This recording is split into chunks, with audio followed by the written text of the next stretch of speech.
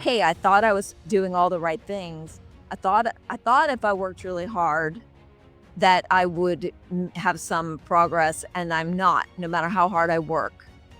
And that result of that is you feel stuck, which is very discouraging. And then sometimes people will stop. I hear that from almost everyone I ever talk to, that word stuck comes up every single time. I just wait for it and then it comes up.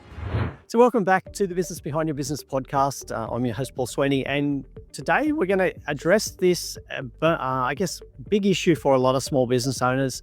Over the initial excitement of running a business, at some stage you are going to find yourself in this situation where you feel completely stuck, you feel grounded, you cannot move forward.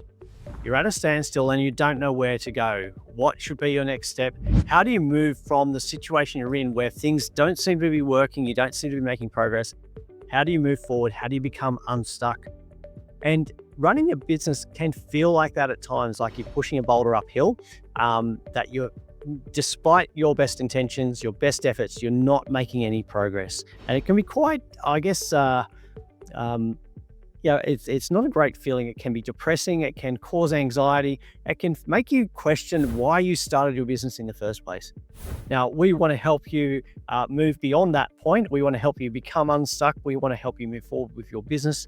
And in this episode, we're going to explore how you, as the leader of your business, you can change the way that you approach your style, your mindset, and the habits that you don't know that you've got, but are causing you to be in that position. They're holding you back, slowing you down.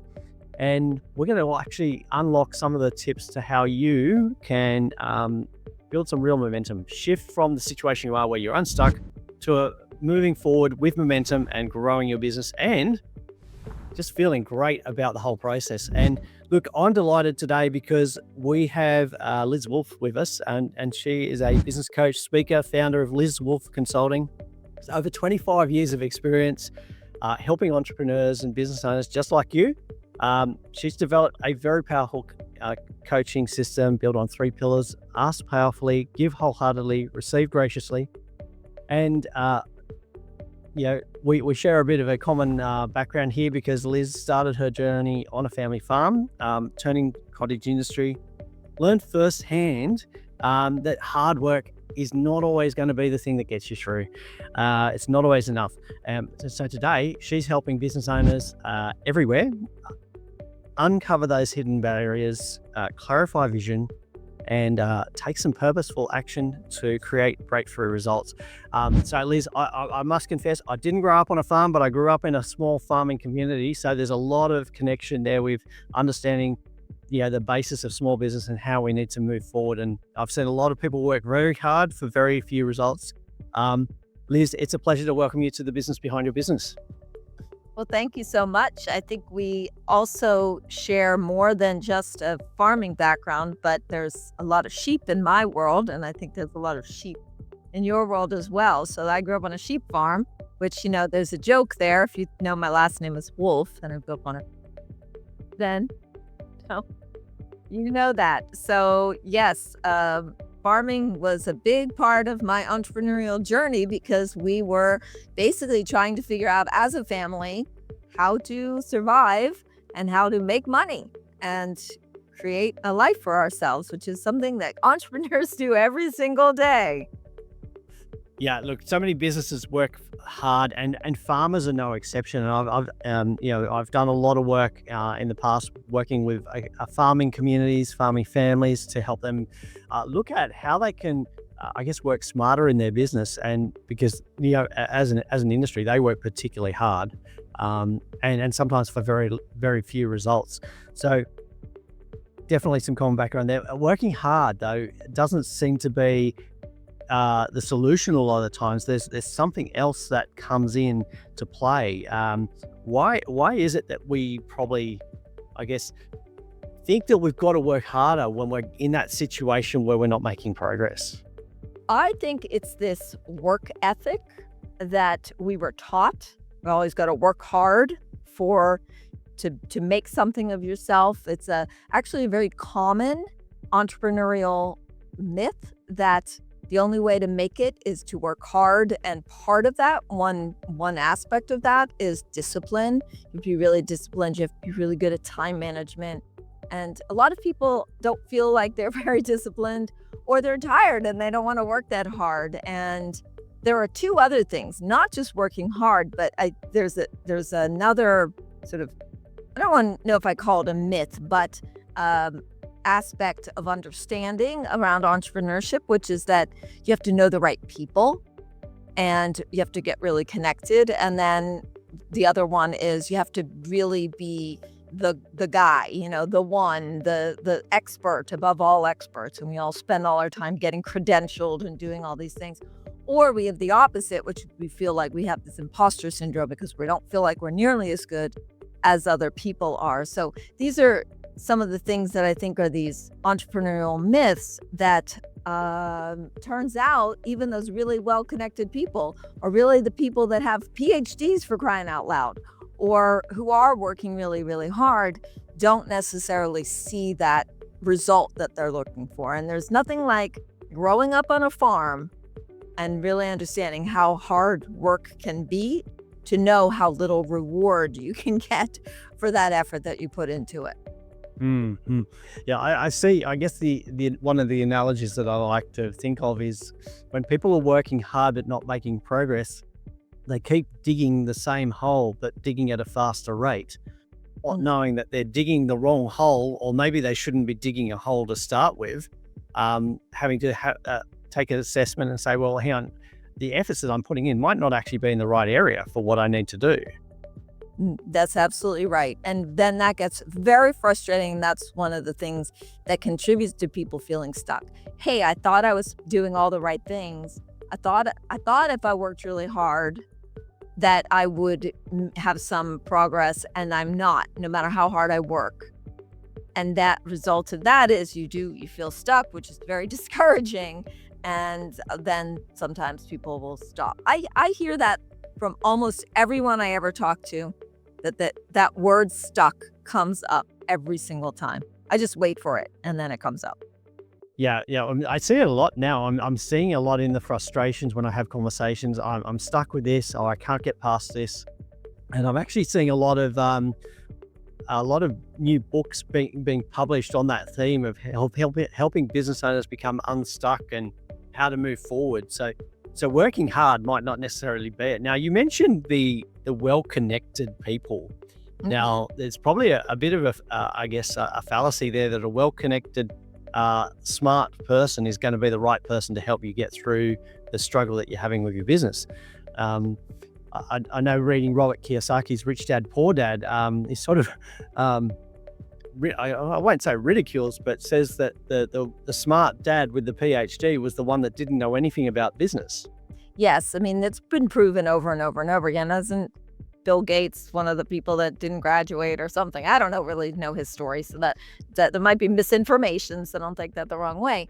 But the idea there is that more and more and more education does not necessarily equate to being better at making money in your business. And by the way, we know it's not only about making money in your business, but money is certainly a measure of success. And many of us are in business because we want more money, freedom. So yeah, there's a lot of ways in which what happens is that in comparison to, like, well, I don't have a PhD, or I'm not ICF certified, or I don't know 20,000 people, whatever it is, and then we feel in comparison, we're not up to snuff. And so we lose confidence. It's very easy to do that, particularly with social media, where you might look at what some people are posting and how many followers they've got. And really, I guess the frustration is that often you know your stuff better, you know your expertise better. It's just that they've got out and they've found a way to promote, sell, sell the vision of something that's less complete, less successful, and less effective than what you can do. But they found a way, And I guess that adds to that frustration of, I'm stuck. How come they're moving forward and I know my job much better than they do? Yeah, I'm in an accountability group with several, 4 or 5 women, and we will often discuss what is going to be helping us more with our business, right? So part of it is for us is we want to be establishing online courses or doing different launches, memberships, that sort of thing. And there's nothing like a good guru to make you feel inadequate and small as you watch them have, let's say, 2,000 people join their membership or 5,000 people on their webinar or whatever that is. And first of all, I really want to say I'm very clear about this. Do not take those statistics at face value. I'm not saying people are lying about the number of followers that they have or the number of people that have joined their membership, etc. But what really counts is how engaged your list is. You can have 10,000 people on your list, but you can still only have 75 people or 300 people or whatever open your emails. You could have 500 people sign up for your webinar, but how many show up? How many move forward? And by the way, it's not all about big numbers like that. So the number one thing about being stuck is feeling like I'm not making progress. I'm not productive. It's not going anywhere. And I sometimes will say, okay, well, let's put this into perspective. Number one, how long have you been in business, right? Tony Robbins has been in business for a long, long, long time. And he's had many years to build up to that kind of big following, etc. Number two, who's on your team, right? None of these big guru-y people that have thousands of followers do it by themselves. They figured out they run ads. They figured out they hire social media people. They do all that. So I'm comparing my success, let's just say, with somebody who might have 10 people on their team. It's not a fair comparison. So one of the ways we feel stuck is we say, I should be further than I am.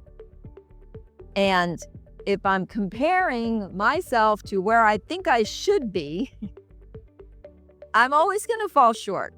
I'm always going to feel like I'm stuck and not getting anywhere. So let's just notice the judgment in that conversation. I should be better than I am by now. Yeah, and I think that comparison, and that you mentioned the imposter scenario where you fall into the trap of believing that you're not good enough. What are some of the other, somebody will blame and say, hang on, that's your style of leadership or that's your personality and that's why you can't move forward. That's why you feel like you're not good enough. Is there any truth in that? Yeah, well, first of all, there's a certain style of CEO, we'll call it CEO leadership. And a lot of entrepreneurs don't really call themselves CEOs. But if you look at an entrepreneur and you say, what's my style? And I do have a quiz on my website to help you determine what that is. But there's a idea that you should be that hardworking, hard driving, salesy kind of person who is really up in the morning, working out or whatever, and is at the office by 8 a.m. And the fact is that there actually are 4 different styles of entrepreneurs. And one style is the chief enthusiasm officer. And typically those are the people that are sort of running from one type of like a shiny object syndrome, but they have a lot of creative ideas. And the area where they will feel stuck is they won't feel like they ever made any real progress on any one thing because they're not like the chief excellence officer who supposedly can really hone in and focus and be really focused on that. But what's lacking for that excellence officer is the feeling of freedom to do something and be creative and have ideas and just follow it for the fun of it. And then you'd have the chief empowerment officer, which is somebody very focused on people, but they're so busy helping other people that they don't have success, that they're like, how do I help myself kind of thing. And then you have the chief expert officer, who is somebody who is very analytical.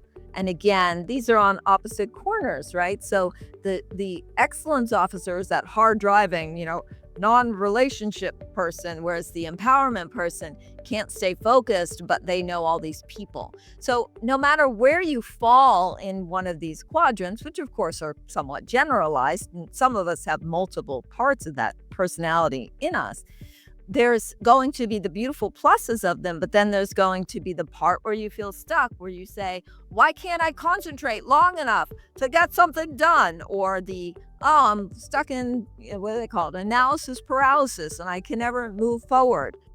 And so what we want to be doing is transformation. The first step is always awareness of our style, so that we can look at ways where we can hone our skills that will support us. So awareness and understanding who you are is really that first step, because if you don't understand where you are, I guess you're not going to understand what are the issues that your leadership style are causing. What are the weakness? We call them a weakness, but really it's a case of I would say a skills shortage.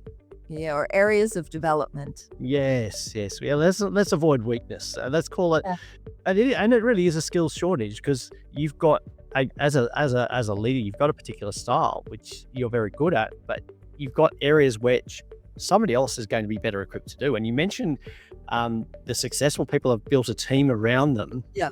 One of my concerns when I see a lot of people getting stuck is that they go and hire the same leadership style in their employee and then wonder why they don't get different results.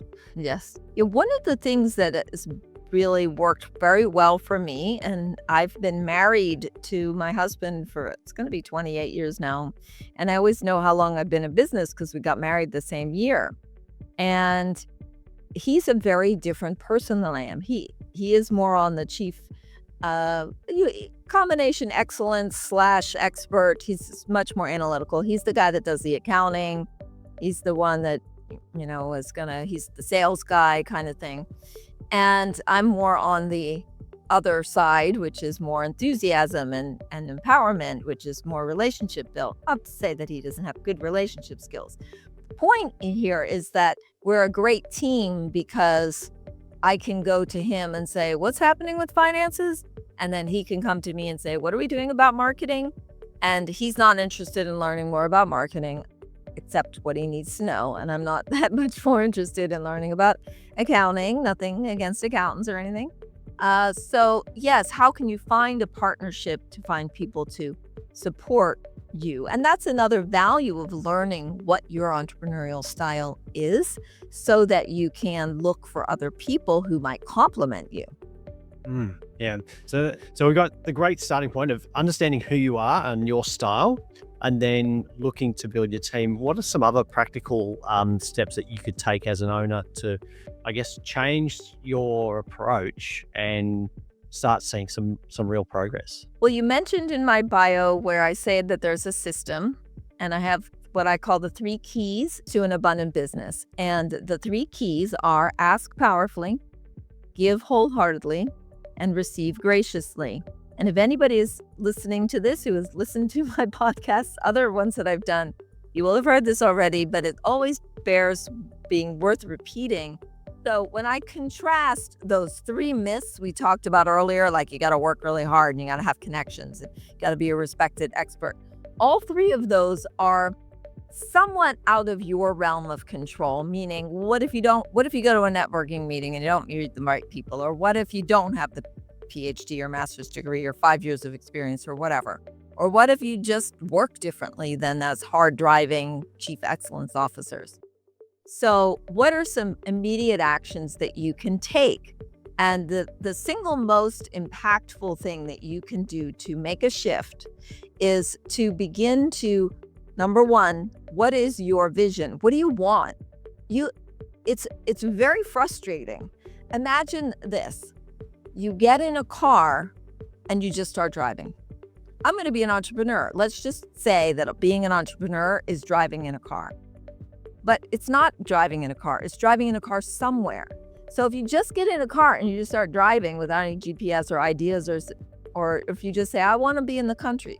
Okay, well, in the country in Texas, in the country in Maine, like where in the country? So we're very vague about what we even want. And you might be able to see it clearly, like I see myself in my ideal day, and you've probably even done exercises like what's my ideal day and all that. But it's not specific. And that's the way what asking powerfully means. It doesn't mean like, you should give me this. It doesn't mean that kind of powerfully. It means powerfully meaning be specific and target a very specific ask. And one of the ways that we can certainly be more specific in our asks is to, well, number one, ask, but what is it that you want? Would you like to be my coaching client? Or would you like to purchase 5,000 widgets? Or I just had some upholstery cleaned. Would you like to have all your chairs cleaned or just the 6? You thought, right? Guess what? They walked out having done 9 chairs, even though I only hired them to do 3. Why? Because they said, look at all these chairs you have here. This one looks dirty. So we're not asking powerfully. And some of us aren't asking at all. You mentioned earlier about how one way people feel stuck is because they are not asking for help. And that is a very classic way to not ask, which is don't ask people for help. Other people that can be very helpful in many ways. And so these are all the ways that asking is going to start you on your journey. And of course, there's more with the giving and receiving. Yeah, no, it's interesting that a lot of the time people don't want to ask for help because they feel, I guess, embarrassed. There's that weakness or imposter syndrome coming in that asking somebody for help is a sign that you don't know what you're doing. One of the key things we have with why we have the Business Behind Your Business podcast is that a business owner has already encountered those issues that you are facing right now. Other people have gone through this. So ask for help.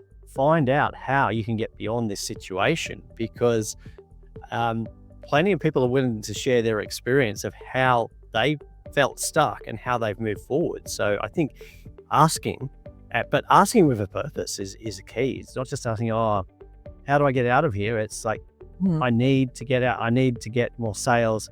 I need an introduction to this person. Do you know someone who could help me? Right. That is a really good example, which leads us to the give wholeheartedly part, which is that if you want referrals,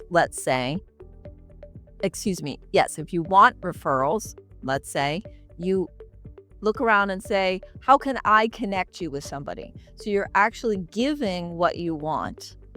So giving referrals, giving support, now I'm not big into like trading services. That's not the point. The point is that how can you support if you're looking for support? And the wholeheartedly part is really about freely giving so that others can benefit. And that's because you want more referrals. So what you want to do is create more referrals in the world. By giving referrals, you're giving more. And that just creates more. So it's an abundance principle, because the idea of law, again, a lot of the reason why people feel stuck is they're stuck in scarcity thinking. There's not enough. There's not enough money. There's not enough clients. There's not enough referrals, etc. And by going and finding other people to refer people to, you actually experience the abundance of the fact that actually there's quite a few referrals out there. I just am giving them, not receiving them yet. Yeah, no, it's great to start thinking that. And I think certain industries are doing this really well. In general, and I'm generalizing here, that certain industries are embracing this abundance approach more so. I think industries like accounting and legal are perhaps stuck in the old ways of guarding their clientele very closely and not wanting to collaborate or share or even get the best result by using somebody else's skills. But I think that a whole abundance mentality, if you start thinking that there is lots of opportunity, and by giving, I'm going to actually create a bigger pool of opportunity, more out there, because growth creates more growth, but Right. scarcity means there's less to go around. I have a really great story about giving. I live in New York City. I own a townhouse, and it was one of the most challenging things that I ever did was navigate the process of buying this townhouse. It's a much longer story than I'm going to tell you right now, but suffice to say that we made an offer. The offers was accepted, and 1 month later, we still did not have a signed contract. And my sister, I have two sisters, and they're both amazing, supportive. And my sister called me up and she said, I think I figured out what the problem is. I said, please help me, because it was so frustrating. We were so frustrated by this. She said, you have to give house. I said, okay. So I went on Habitat for Humanity. I don't know if you have that in Australia, but Habitat for Humanity is like they build houses for people who don't have money and or whatever, they go into hurricane areas and they help fix and they build houses. So I went on and I contributed $100 to Habitat for Humanity. And now this is in the days, it's a little while ago, where a faxes, where you would receive things through fax. And as I was sitting there, this was 6:00 on a Friday night where I was like, another week went by. And I donated the $100 and then I just let it go. And as I was sitting there, the fax machine started going zzz, and the contract came in. And this is after waiting for a month, getting no indication whatsoever that the contract is being signed, no communication. And because I created more house, literally, by donating this $100, it came in. And after that, man, I was all about giving house. I was helping my mother-in-law clear out her house. See, it didn't matter. It wasn't just about giving money. It was about creating the space of more in the universe. Yeah. So more, create more. There's more to go around. There's more opportunity, and you will benefit from it as well. That's right. And look, the third string of what you've mentioned there, the receive graciously. I'm interested in that. What you mean by that specifically? Yeah. Well, first of all, everybody says, "Oh yeah, I want money, and I want, time freedom, and I want whatever." And actually, most of us, not everyone, but most of us are not good at receiving. And you can get clues about this, how, quote, good of a receiver you are, by noticing even small things. So I gave a friend of mine a ride we were going away for the weekend, and I gave her a ride. And when we filled up with gas on the way back, she saw that it was $35. She said, I'd like to contribute. And I said, okay. First of all, I always say yes when someone offers money. Yes. Not a bribe, obviously, but you know what I mean. She offered to pay for gas. I did not say, oh, no. And then so it was $35. And so she said, so I'm going to sell you $50 right now. And I was like, $50? What? Why 50? And then I said, stop talking, Liz. I said, well, but I did say, but it was $35. She said, no, but it was 2 ways. Anyway, it was plenty of money, but I just noticed how I immediately was trying to make that smaller. And if people listening may be like, yeah, that's kind of crazy. Yeah, you should have said no. But I say I want money, and she's offering money. I didn't tell her to give me $50. She offered it. So thank you. Why are we not saying thank you when people offer us gas money, for example? So compliments, different things. So if you want to know what your context for receivability is, look at your bank account, because you have received exactly as much as you have currently in your world. And if you want to receive more, think about how you can expand that context of receivability. And even myself, who truthfully really practices this, when she said $50, I was like a little taken aback. Like that seemed like a lot to me. So that's a clue that I have limitations to how much I believe money should be flowing to me. And it's not just money, it's clients. How many of you out there get some money, you get $500 and then your car breaks down? Okay. So we thought we got $500 money, but actually you go to the mechanic and he or she says it's $500. Right? So we have these ways of keeping abundance, especially money abundance, small. And the way to expand it is looking to see what is there for you to receive, saying yes and thank you. And not, I don't want to say the word just, and being open to receiving it. Guess what? Jeff Bezos has an incredibly large capacity to receive. How do I know that? He's a billionaire. And it's not just him. Obviously, there's other people too. So that's what it is. Great. Fantastic.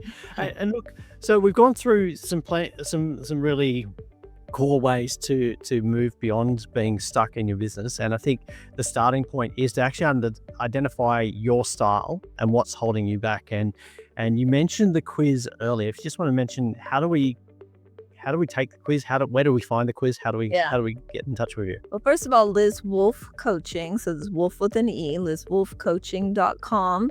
And if you just do /quiz, you'll get to it. If you just go to my website, there's a pop-up. Everybody loves pop-ups. And you can just jump in and take the quiz. And it's like a 5-minute quiz, but it's remarkably accurate. And it has a lot of immediate content that you get, which is about your style and then what parts of your style work against you. And then, of course, you get more content after that, lots of good content. And there's also some really good content on Liz's website as well. And if you want to find out what that is, go to Liz's website, which we'll put in the show notes. It'll also be on the businessbehindyourbusiness.com website. And make sure that you do to go there and take the quiz, and particularly understand where you are at the moment and why you're not making progress. Liz, it's been an absolute pleasure to have you on the podcast today. I've learned a lot. I've been making copious notes as we've been speaking. Lots of gold nuggets there to implement, and really, I think the key is we're looking at an abundance mentality that we need to approach here. We tend to restrict ourselves by, I guess, the way that we think about ourselves, and we put limits on ourselves. But let's transform that and move beyond where we are at the moment. And Liz has given us some great tips on how we can do that today. So Liz, thank you again for being on the Business Behind Your Business. Well, thank you for having me. Thank you so much.